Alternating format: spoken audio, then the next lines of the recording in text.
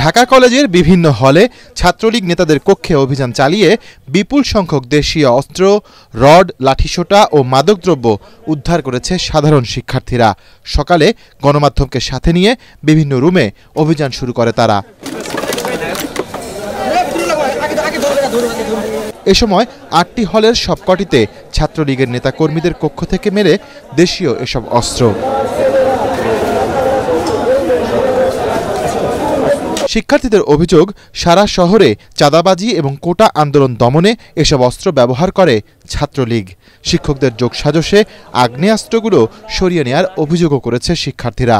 জসিম, তারপর হচ্ছে জনি, টিপু, মৃদুল, এদের রুমগুলো আমরা সার্চ করছি। তবে আমাদের ওই মইনুল বলেছে যে অনেক অস্ত্র পাওয়ার কথা, এগুলো আগেই সরিয়ে ফেলেছে আমাদের কাছে, এখন যেটা স্পষ্ট মনে হচ্ছে।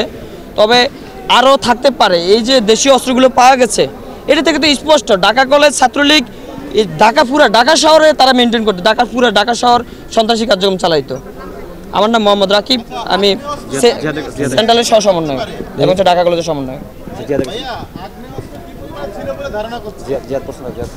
আচ্ছা বলো। আপনারা মিডিয়ায় যারা ছিলেন, আশা করি শুরু থেকে আপনারা আমাদের সাথে আন্দোলনে ছিলেন, এবং আপনারা যদি সায়েন্স ল্যাবের ফুটেজগুলো দেখতে পারেন, সায়েন্স ল্যাব, নিউ মার্কেট, এই এরিয়ার নীলক্ষেত এর ফুটেজগুলো আপনারা যদি দেখেন, তাহলে দেখতে পারবেন কী পরিমাণে আগ্রহ অস্ত্র দিয়ে পুলিশের সাথে তারা মিশে আমাদের শিক্ষার্থীদের উপরে দমন পীড়ন চালানোর জন্য তারা গুলি করেছে।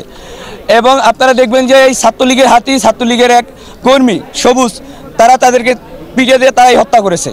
এবং এটাও আমাদের আন্দোলনরত সাধারণ শিক্ষার্থীদের উপর তারা দোষ চাপানোর চেষ্টা করছে।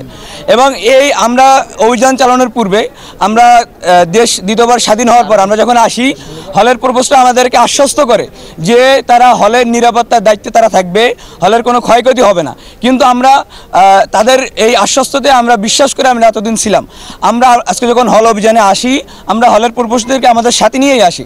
কিন্তু আমরা যখন তাদেরকে সাথে নিয়ে আসি, তখন আমরা হলের ভিতরে ঢুকি, তখন দেখতে যাই বিভিন্ন রুম এলোমেলোভাবে অগুছলভাবে আছে, বিভিন্ন বই খাতা এখানে পড়ে আছে, তোষক, বিছানা, বিডিং ফ্লোরে পড়ে আছে, বিভিন্ন দরজা ভাঙা। এবং আমরা এটা ধারণা করছি যে যতগুলো আগ্নেয়াস্ত্র ছিল বা যেই পরিমাণে ঢাকা কলেজের সন্ত্রাসীর ক্যাডাররা ছিল, তারা এই হল প্রভোস্টের সহায়তায়, তাদের ছত্রছায়ায় তারা এই আগ্নেয়াস্ত্রগুলো নিয়ে গেছে। এবং আমরা হল বিভিন্নভাবে তছনছ হল থাকার পরও আমরা বিপুল পরিমাণে অস্ত্র উদ্ধার করতে সক্ষম হয়েছি।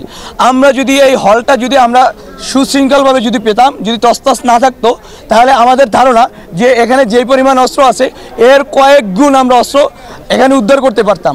আপনারা তারপরও দেখবেন তাদের এখানে বিভিন্ন রুম তারা তছনছ করার পরও বিভিন্ন পরিমাণে ধারালো অস্ত্র পাওয়া গেছে এবং বিভিন্ন মাদকদ্রব্য পাওয়া গেছে, বিভিন্ন মাদকদ্রব্য সেবনের সরঞ্জাম পাওয়া গেছে, যেমন ইয়াবা, এগুলো সহ।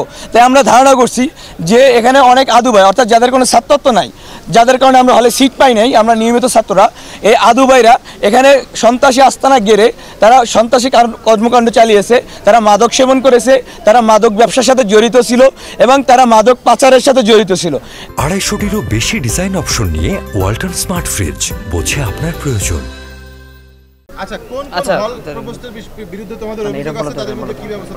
এই যে আমাদের আমার নাম জিয়াদ হোসেন, সমন্বয়ক, ঢাকা কলেজ। জি আচ্ছা ভাই, আমরা একটু বলি, সেটা হচ্ছে আমাদের জানেন যে আমাদের ঢাকা কলেজে কিন্তু এখন বর্তমানে কোনো কলেজ প্রশাসন নাই। আমাদের প্রিন্সিপাল, ভাইস প্রিন্সিপাল তারা পদত্যাগ করেছে ইতিমধ্যে। এখন হলের আমাদের হচ্ছে 8টা হল আছে ঢাকা কলেজে, 8টা হলের মধ্যে কয়েকজন ইতিমধ্যে পদত্যাগ করেছে, কিন্তু বাকি যারা আছে তাদের হচ্ছে আমরা কি করব না করবো এটা নতুন কলেজ প্রশাসন আসবে। আপনারা দেখেছেন যে আমরা প্রত্যেকটা হলে বিপুল পরিমাণে আগ্নেয়াস্ত্র পেয়েছি, তারপর হচ্ছে ধারালো অস্ত্র পেয়েছি। এখন এগুলো পাওয়ার পরেও যেহেতু এরা যে সকল হল সুপার এই হলগুলো নিয়ন্ত্রণ করতো, তাদের কিন্তু এখানে থাকার মতো নৈতিক কোনো অধিকার নাই। সো আমরা এটা কলেজ প্রশাসন আসবে, কলেজ প্রশাসনের আলোচনার মাধ্যমে এটা হচ্ছে আমরা এখন নোটিশটা যায় না রে ভাই। আর ঢাকা কলেজের আপনার আরেকটা বিষয় একটু ক্লিয়ার করি, সেটা হচ্ছে যে আমাদের ঢাকা কলেজে যারা ইতিপূর্বে ছিল, এটা সম্পূর্ণ ছাত্রলীগের মাধ্যমেই মূলত হলগুলোতে সিট বরাদ্দ হতো, কিন্তু আমরা হল সুপার যারা ছিলেন পূর্বের এবং কলেজ প্রশাসন, সাধারণ শিক্ষক এবং শিক্ষার্থীদের মাধ্যমে আলোচনার ভিত্তিতে আমরা পুরাতন সকল সিট বরাদ্দ বাতিল করেছি এবং নতুন করে আমরা সিট বরাদ্দ দিচ্ছি। এবং আগামী 18 তারিখ থেকে সম্পূর্ণ বিভাগের মাধ্যমে আবেদন ফর্ম তুলবে এবং আবেদন ফর্ম তোলার মাধ্যমে তারা বিভাগে সেই আবেদন ফর্ম জমা দিবে এবং বিভাগ প্রত্যেকটা আমাদের ঢাকা কলেজে 19টা ডিপার্টমেন্ট আছে, এই 19টা ডিপার্টমেন্ট তারা যাচাই বাছাই করার মাধ্যমে তারা হলে নতুন করে সিট বরাদ্দ দিবে। পরে কলেজ মাঠে উদ্ধারকৃত অস্ত্র ও লাঠিসোঁটা আগুন দিয়ে পুড়িয়ে ফেলে সাধারণ শিক্ষার্থীরা।